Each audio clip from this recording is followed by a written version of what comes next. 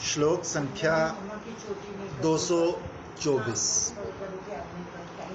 हे गोपेंद्र कुमार, तुमने मात्र एक गोवर्धन गिरी अति यत्न पूर्वक धारण किया था और इधर श्री राधा के वक्ष पर कनक शैल युगल देखकर ही भयभीत हो जाते हो। अतः परिहास के छल से भी और वृथा गर्व मत करना। हे वृषभानुनंदिनी, मैं तुम्हारे प्रीतम से ऐसा कब कहूँ? मैं तुम्हारे प्रीतम से ऐसा कब कहूँ? वो तो सुख सारी गठन करते ही रहते हैं ना, सारिका कहती रहती है ज्यादा गर्व मत करो, तुम्हारी स्वामी के दो तुम आज तक नहीं उठा सके। तो किंकरी का परिहास चातुर्य। श्रीपाद स्फूर्ति में श्री राधा की मनोज्ञ वेश रचना की परिपाटी दिखाकर श्री युगल की करुणा प्राप्त कर पूर्ण मनोरथ हुए हैं। साधारण सुख के लिए राधा दासी की आकांक्षा नहीं जगती। ये किंकरियां सेवा रस की ही मूर्तियां हैं। अभिप्सित सेवा प्राप्त करके ही सफल मनोरथ होती हैं। साधक ही साधन भूमि पर भी इनके विमल मनोरथ का यथासंभव संक्रमण होना चाहिए। महानुभावों की सेवा वासना के परिमल से साधक का चित्त सुवासित होना चाहिए। गौड़ीय वैष्णवों का जीवन इसी आकांक्षा से भरा होता है। यदि और कुछ न हो तो ये आशा हृदय में लेकर मरने से भी लाभ है।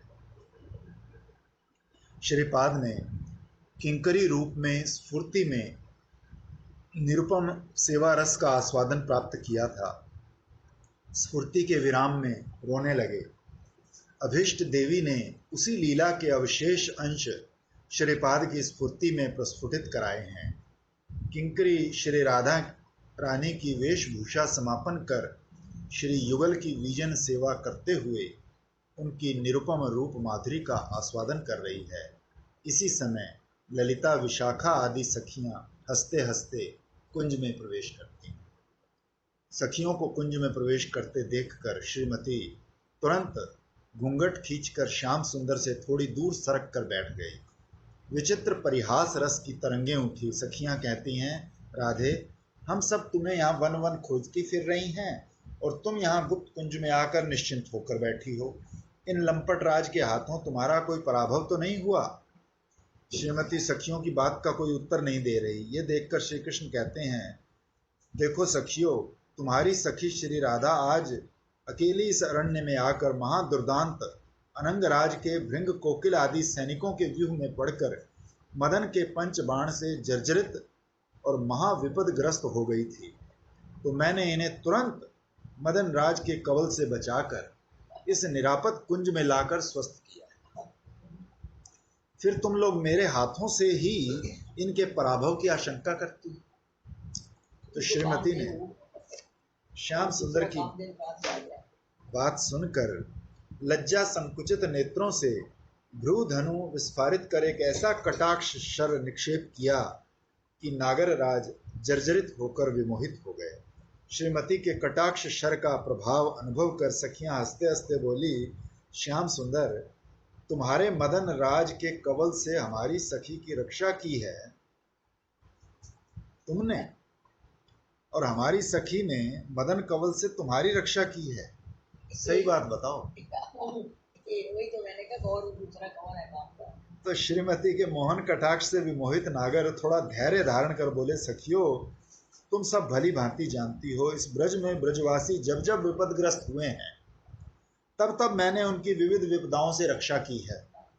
यहाँ तक कि पूरे सप्ताह भर गिरिराज गोवर्धन को हाथ पर धारण कर इंद्र की वृष्टि और वज्रपात आदि उत्पातों से ब्रजवासियों को मुक्त किया है। ये बात भी ब्रज में सर्वत्र विदित है।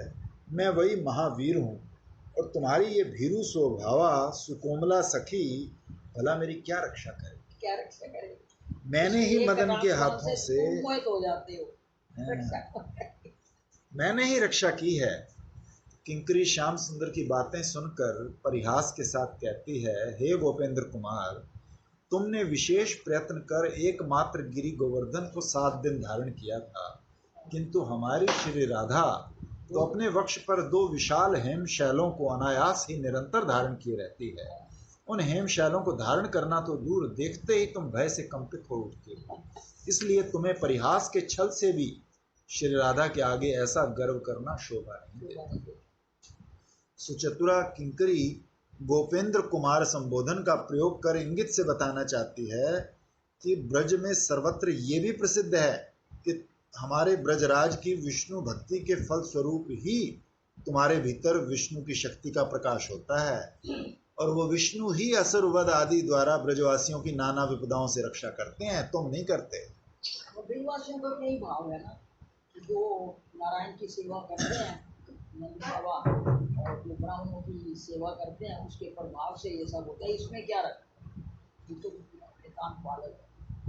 गिरि धारण के प्रसंग में भी ब्रज में सर्वत्र ही प्रसिद्ध है कि ब्रजराज की भक्ति के फलस्वरूप गिरिराज स्वयं ही ब्रजवासियों की रक्षा के लिए ऊपर उठ गए थे। तुमने तो बस नीचे हाथ लगा दिया था, इसलिए इस विषय में तुम्हारे गर्व करने का कोई कारण नहीं। और यदि हम तर्क की खातिर मान भी लें कि तुमने गिरि धारण किया ही था, तब भी ये तो सत्य है कि बहुत प्रयत्न कर मात्र 7 दिन ही धारण किया था। किंतु हमारी श्री राधा तो निरंतर अनायास ही धारण किए हैं, जिन्हें धारण करना तो दूर, तुम दर्शन मात्र से ही भय से कंपित हो जाते हो। यदि निर्भय निर्विकार होकर इन हेम शैलों को धारण करो तो तुम्हारे गर्व का परिचय। गोवर्धन धारण के समय श्री राधा के समुन्नत कुछ तट आदि दर्शन से उत्पन्न कृष्ण के स्तंभ स्वेदक कंप आदि सात्विक विकार देखकर ऐसी धारणा कर कि श्री कृष्ण पर्वत धारण से परिश्रांत हो गए हैं, गोप गणों ने स्नेहपूर्वक कृष्ण के निकट खड़े होकर लाठियों की सहायता से गिरि धारण का प्रयत्न किया था। इससे पता चलता है कि गिरि धारण के समय भी श्री कृष्ण श्री राधा के कुछ गिरि देखते ही कंपित हो गए। इससे पूर्व श्री कृष्ण श्री राधा की वेश रचना करते समय उनके वक्षोजों के स्पर्श से सात्विक विकारों से अभिभूत हो गए थे और वेश रचना नहीं कर पाए थे। किंकरी ने इस बात का उन्हें स्मरण कराकर गूढ़ परिहास किया है। सखियों को इस बात का कुछ भी पता नहीं, इसलिए वो इस रहस्य को नहीं समझती, किंतु श्रीमती और नागरराज सब जानते।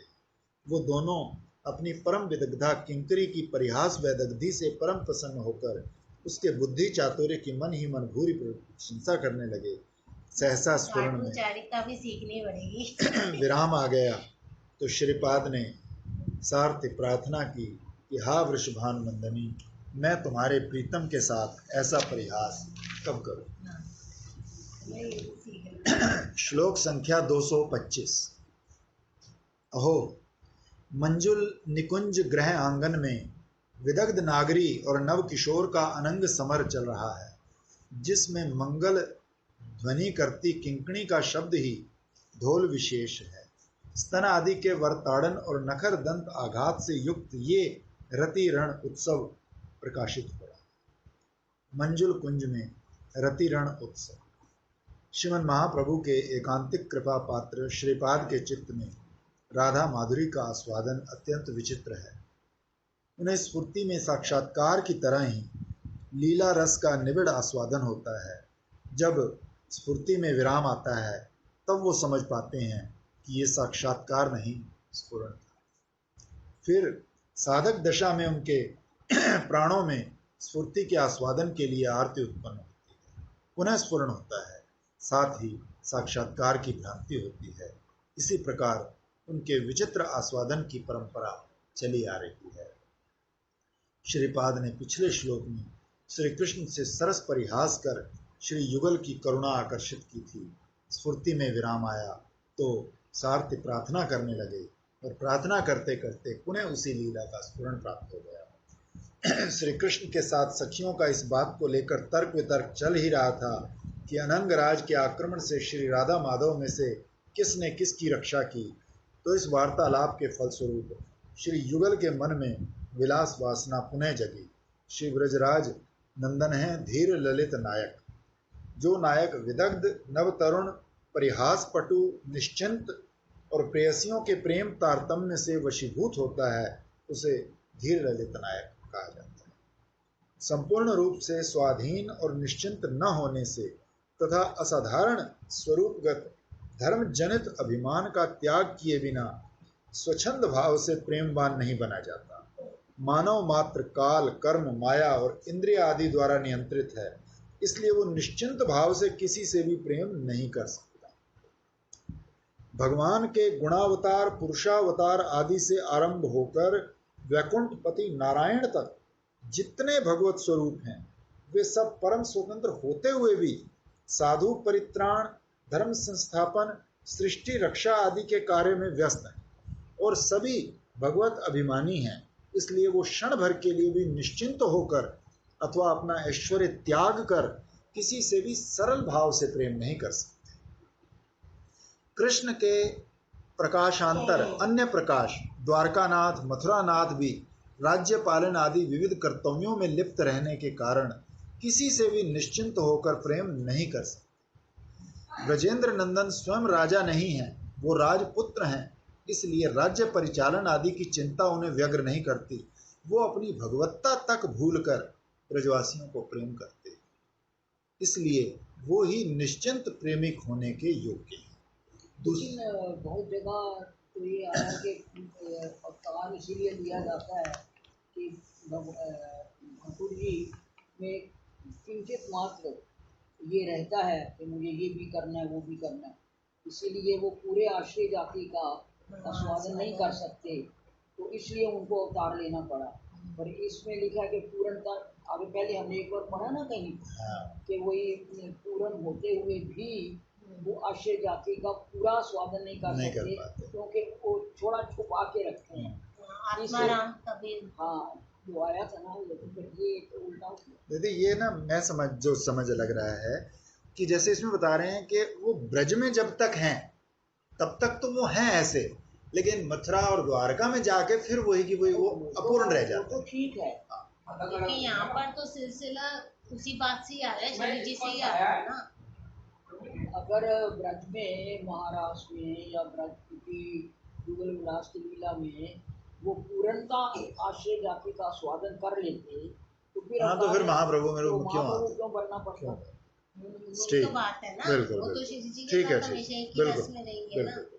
हाँ, ये बात। क्योंकि ये जगह आया पहले, हाँ, हाँ, इसमें आया कि किसमें आया कि मेरे ख्याल भटकी की किसी कथा में था कि उनमें नेक सा हाँ, आश्रय जाति, उन्होंने बोला है हाँ, ये जो अभी हमने भेजा इससे जो पहला था, पहले था, उसमें आया कि उनपे नेक आश्रय जाति का पूरा स्वादन नहीं हुआ, इसलिए उनको अवतार लेना पड़ा। 1% उनका रह गया। इसमें एक जगह ये भी आया था कि ब्रज में तो यशोदानंदन कृष्ण है और ब्रज से जाते ही वो देख कर कृष्ण में वो परिवर्तित। बात अलग है, वो तो सबको मालूम है। वो बात तो नहीं है मथुरा इसमें। द्वारका में वो चतुर्भुज भी हो जाते हैं और उनका रूप बदल जाता है। यहाँ पे सिर्फ श्री जी से रिलेशंस को लेकर है। चलो, दूसरी ओर अन्य अभिलाषा, यहाँ तक कि स्वसुख अनुसंधान का लेश मात्र भी रहने से प्रेमिका नहीं बना जाता। ब्रज गोपिकाओं के अतिरिक्त ये भाव अन्यत्र नहीं है। वो लोक धर्म, वेद धर्म, देह धर्म, लज्जा, धैर्य, देह सुख, आत्म सुख, आत्मीय स्वजन, अपने प्रति ताड़ना, भर्त्सना आदि सभी का परित्याग कर एकमात्र श्री कृष्ण सुख के निमित्त उनकी प्रेम सेवा किया कर। दीदी ये बात तो आपने हमें कितनी बार बताई है, यही वाली बात कि जो है कृष्ण जो है हमेशा 1% वो ऐसे ही रहते हैं, पीछे रहते हैं, श्री जी ही मतलब इस तरह से रहती है, तभी उनको महाप्रभु का अवतार मिला। ये है बहुत जगह ये आया है कि वहाँ के कृष्ण अवतार में वो पूर्ण आस्वादन इसलिए नहीं कर सके कि वो सब कुछ नहीं बोल सकते, हाँ, उनके अंदर एक रहता है। देहाभिमान उसमें। सखियां श्री युगल के अंगों में विलास वासना की सूचना देखकर कुसुम चैन के छल से अन्यत्र चली गई, तो युगल पुनः विलास रस में निमग्न हुए। किंकरी लता रंध्रों पर नेत्र रखकर उनकी निविड़ विलास माधुरी आस्वादन कर रही है। मंजुल निकुंज गृह आंगन है, यहाँ मंजुल कल्प तरु है और ये निकुंज निविड़ मंजुल कल्प लताओं से वेष्टित है। तरु लताएं मंजुल क्यों हैं? इन्होंने किंचित भी ऐश्वर्य प्रकट ना कर श्री युगल के विलास रस की उद्दीपक विचित्र माधुर्य संपदा प्रकट कर रखी है, तभी ये मंजुल है।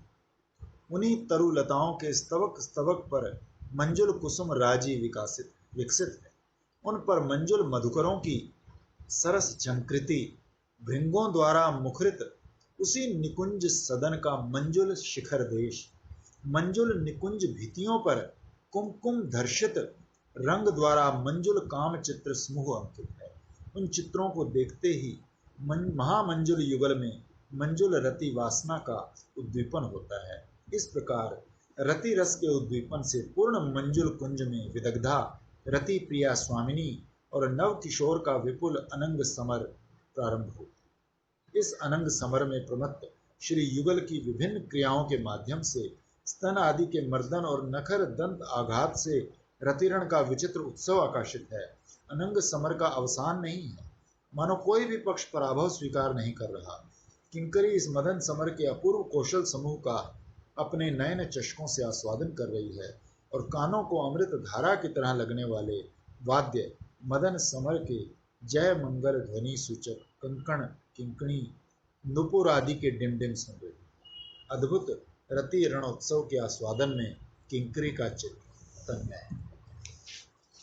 श्लोक संख्या 226।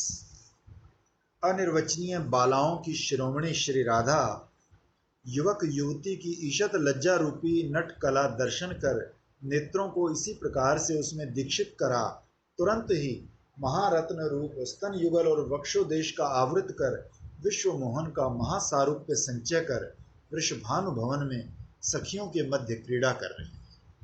विश्व मोहन का महासारूप्य। श्रीपाद ने अपनी स्फूर्ति में निकुंज प्रांगण में श्री राधा माधव के रति रणोत्सव की माधुरी का आस्वादन किया है। स्फूर्ति के विराम में विरह व्यथा की अतिशयता के कारण संभवतः श्रीपाद को मूर्छा आ गई थी, इसीलिए साधक दशा में किसी प्रकार की प्रार्थना का संकेत पिछले श्लोक में नहीं मिलता। स्फूर्ति के उदय होने से उनकी मूर्छा भंग हो गई है। श्रीपाद को स्फूर्ति में श्री कृष्ण के उत्तर गोष्ठ में वृषभानु भवन में युगल माधुरी के आस्वादन का सौभाग्य प्राप्त हुआ है, जिसका वर्णन वो 5 श्लोकों में करते हैं। श्री राधा बरसाने में निवास कर रही है। पितृगृह में उतना नियंत्रण नहीं है, इसलिए स्वच्छंद रूप से मिलन आदि संभव है। स्वशुरालय में निवास करते समय और पितृगृह में निवास करते समय श्रृंगार रसास्वादन की वैचित्री भिन्न भिन्न है। वृंदावन में प्रत्यक्ष अथवा परोक्ष रूप से सभी कुछ श्री युगल की लीला रस पुष्टि में सहायक है। किंकरी के रूप में श्रीपाद देख रहे हैं कि किशोरी मणि अपने पित्रालय में ललिता विशाखा आदि संप्राणा सखियों के साथ नाना प्रकार के खेलों में निरत है। वो माता पिता को कोटि कोटि प्राणों से भी अधिक प्रिय है। सखियों के साथ स्वच्छंद भोजन शयन हास परिहास में कोई बाधा नहीं। श्री कृष्ण के उत्तर गोष्ठ का समय हो, सभी ब्रज सुंदरियां श्री कृष्ण दर्शन के लिए पागल। विश्व मोहन श्री ब्रजराज नंदन अपनी शोभा कांति एवं सौंदर्य से सभी की विरह व्यथा शांत करते हुए शत शत ब्रज सुंदरियों की अनुरागमय दृष्टि के उपचार से अर्चित होते हुए ब्रज का पथ आलोकित करते असंख्य गोप बालकों के साथ नंदालय की ओर चले जा रहे हैं। असंख्य ब्रज सुंदरियों के दृष्टि कुसुमों से अर्चित होकर भी उनके नयन चकोर श्री राधा वदन चंद्रमा का अन्वेषण कर रहे हैं। श्रीमती चंद्रशालिका में है।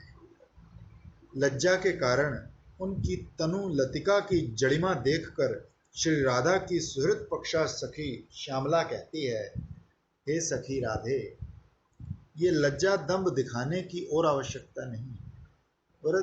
वरद ग्वाला सामने उपस्थित है। चंचल तारका भृंगों से युक्त विकसित नयन कमल इन पर निक्षेप करो। पशुपति पूजा से प्रसन्न होकर तुम्हारी विपुल पीड़ा शांत करेंगे। हे सुंदरी, ऐसा शुभ क्षण सहसा नहीं मिलता। तो श्री राधा ने उत्तर दिया, हे सखी श्यामले, तुम्हारी हृदय जात कमल कोरकों का उपहार देकर इन महेश की पूजा करो। हे सुमुखी, पूजा प्राप्त कर महेश तुम्हारी अभिलाषा पूरी कर देंगे तो मैं अमृत सिंधु में निमग्न हो जाऊं। इस प्रकार दोनों का वार्तालाप सुनकर श्याम श्यामला के मुंह की ओर देखते हैं, और श्यामला की ईशत लज्जा नामित दृष्टि की ऐसी माधुरी है। श्रीमती उस अवस्था में श्यामला को देखकर मानो अपने नेत्रों को उस लज्जा रूपी नट कला में दीक्षा ग्रहण करा रही है। श्री कृष्ण के नयन चकोर वृषभान नंदिनी के वदन चंद्र पर आ टिके हैं। नयन नयन का मिलन। श्रीमती लज्जित होकर घूंघट खींचकर जाने लगती है, फिर भी थोड़ी खड़ी हो गई है।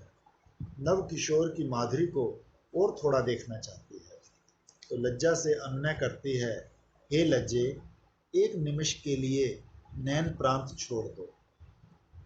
नैन कोणों से कटाक्ष पात। लज्जा नेत्रों को संपूर्ण रूप से नहीं त्यागती, तभी दृष्टि थोड़ी सलज्ज है। लज्जा, विनय, आनंद और मदन आवेश के कारण दृष्टि की माधुरी देखते ही बनती है। विश्व मोहन श्याम विमोहित हैं, चरण और चलते नहीं, वही अवस्था हो गई है। मोहन की लोलुप दृष्टि श्रीमती के कुछ गिरी पर पड़ गई है। श्रीमती तत्क्षणात अपने कुछ युगल भली भांति वसनामृत कर लेती है। वो मानो वक्षोज रूपी महारत्न द्वय अपने वक्षो वसन में संचित कर लेती है। भाव मूर्ति श्री राधा में शत प्रकार की भाव अभिव्यक्ति होती है। सखी मंजरियों का आस्वादन अबाध। श्रीमती सोचती है, आह, इतने मधुर हैं मेरे श्याम, अभी चले जाएंगे। मिलन के लिए प्राण कातर है। वो विश्व मोहन श्री कृष्ण का महासारूप्य प्राप्त करने के लिए उत्सुक है। यहाँ महासारूप्य का अर्थ कृष्ण जैसा रूप धारण करने की इच्छा नहीं है, उनसे मिलने की इच्छा है। महासारूप्य। सखी मंजरियां भाव का वैभव अच्छी तरह समझती हैं। इस महासारूप्य का संकेत करते हुए महाकवि कर्णपुर ने भी लिखा है कि श्री राधा की गलित स्वर्ण कांति श्री कृष्ण को मरकतमय कर रही है। फिर श्री कृष्ण की अंग छटा भी श्री राधा की कांति को हरिताभ कर रही है। यदि ये दोनों भिन्न भिन्न स्थानों में अवस्थान करते हैं तो श्री राधा शुद्ध स्वर्ण वर्णा और श्री कृष्ण शुद्ध कृष्ण वर्ण रूप में विराज करते हैं, किंतु दोनों एक साथ अवस्थान करते हैं तो परस्पर की देह कांति की छटा से दोनों ही तुल्य द्युति प्रकट करते हैं। तुल्य द्युति ज्योति, यही महासारूप्य है। सखी मंजरियों के लिए परम आकांक्षणीय संपदा है। श्लोक संख्या 227। अहो, इनके वक्षस्थल पर विराजित इस ज्योति पुंज द्वय ने मेरे हृदय को उन्मादित कर दिया है। इसके पश्चात और भी क्या फल मिलेगा, कह नहीं सकते। इनने अभी अपने भ्रूधनु से कटाक्ष बाण निष्पेक्ष किए। जब कटाक्ष बाणों से मेरे प्राण समूह को विद्ध करना आरंभ करेंगी, तब क्या होगा मैं नहीं जानता। राधा माधुरी का प्रभाव। श्रीपाद ने किंकरी के रूप में श्री राधा रानी के निकट रहकर श्री कृष्ण दर्शन के फल स्वरूप श्री राधा की भाव माधुरी का स्वागत। इस श्लोक में श्रीपाद श्री राधा माधुरी जनित श्री कृष्ण के क्षोभ का अनुभव कर रहे हैं। सच्चिदानंद विग्रह श्री कृष्ण एकमात्र विशुद्ध प्रेम के ही वशीभूत होते हैं। ब्रजवासी गण प्रेम की ही मूर्तियां हैं, इसीलिए ब्रज में श्री कृष्ण की ऐसी वश्यता देखने में आती है। श्रीमती वृषभानुनंदिनी में प्रेम परम महान रूप में विद्यमान रहता है, तभी इस प्रेम के निकट श्री कृष्ण की वश्यता भी सर्वाधिक है। श्रीमती की करुणा से किंकरी श्री राधा दर्शन से स्तब्धीभूत नागर का अंतर तक देख रही है। श्रीमती की एकांतिक कृपा पात्र होने के कारण श्री राधा किंकरी से युगल का कुछ भी छुपा नहीं।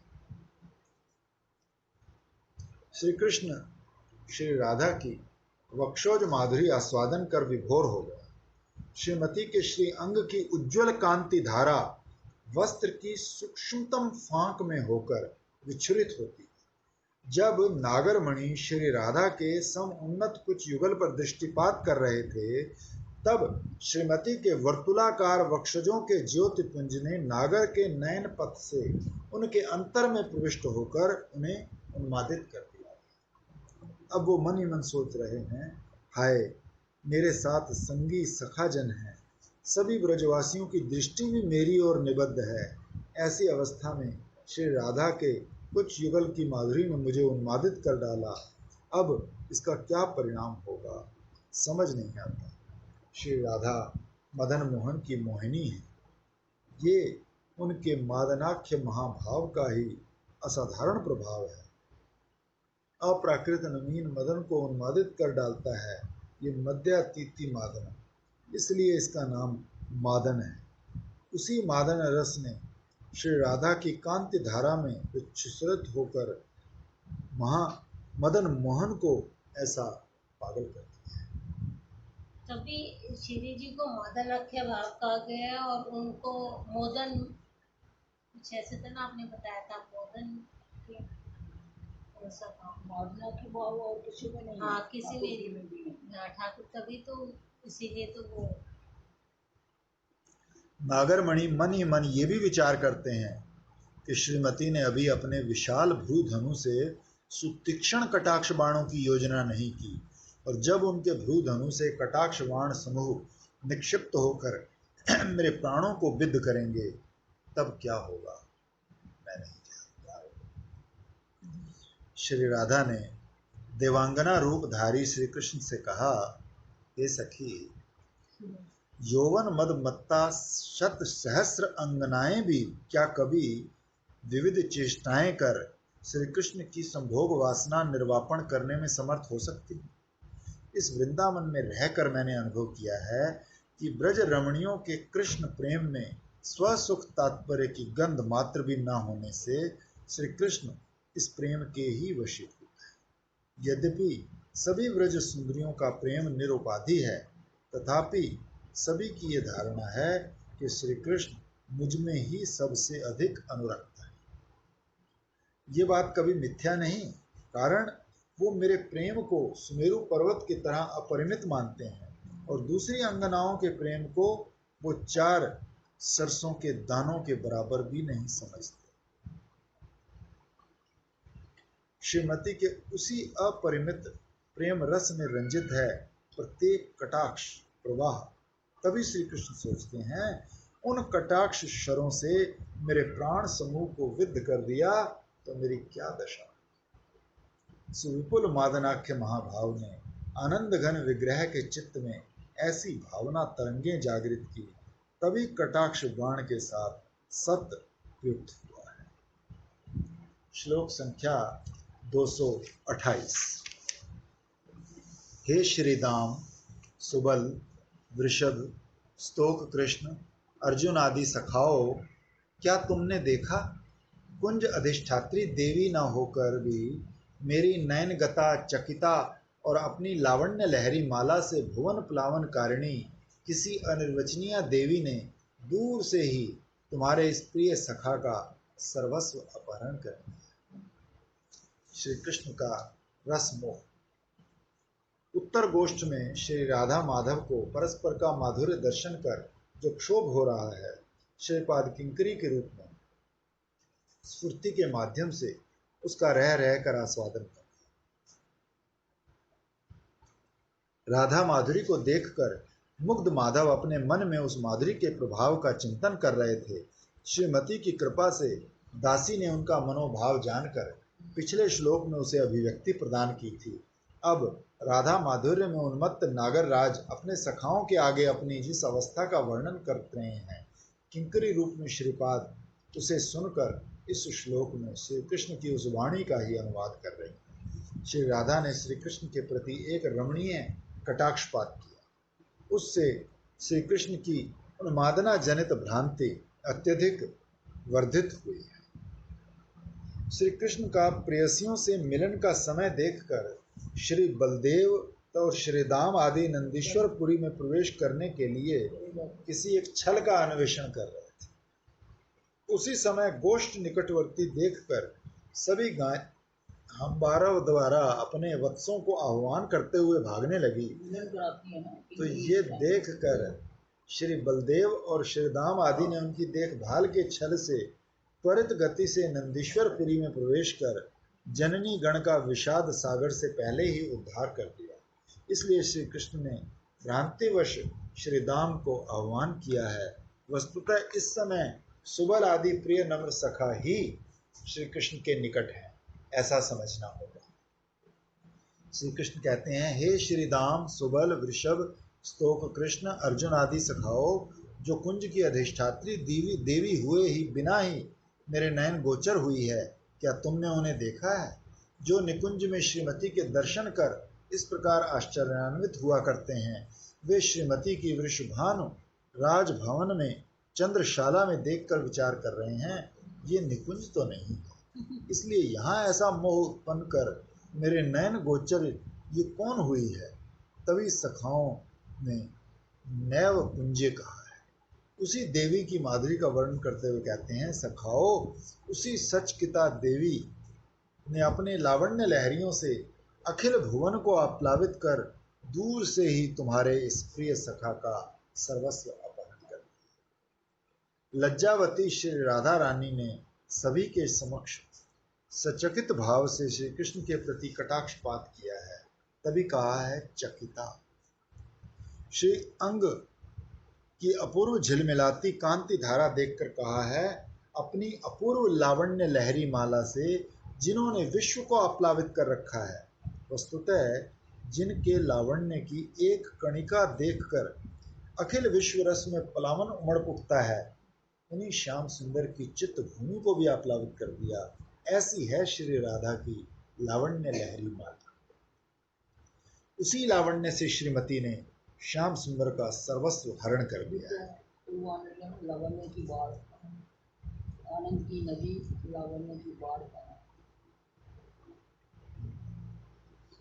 कितना सुंदर बताया है कि उनसे भी ज़्यादा सुंदर है, तो कितना अच्छा, तो सोच के लग रहा है कि इनके साथ रहे। साधक भक्तगण उत्तर गोष्ठ लीला के चिंतन में सिद्ध स्वरूप से श्रीमती के निकट रहकर किंकरी रूपा श्रीपाद की वाणी की रस माधुरी आस्वादन करने की चेष्टा करेंगे। इन सब अलौकिक विषयों को व्याख्या द्वारा समझाने की सामर्थ्य किसी में नहीं है। वस्तुतः इसे व्यक्त करने योग्य भाव और भाषा वाग अधिष्ठात्री देवी के भंडार में भी नहीं है। इसीलिए सार्थक है महाजन की ये वाणी, तद्र सिक एक वेद्य।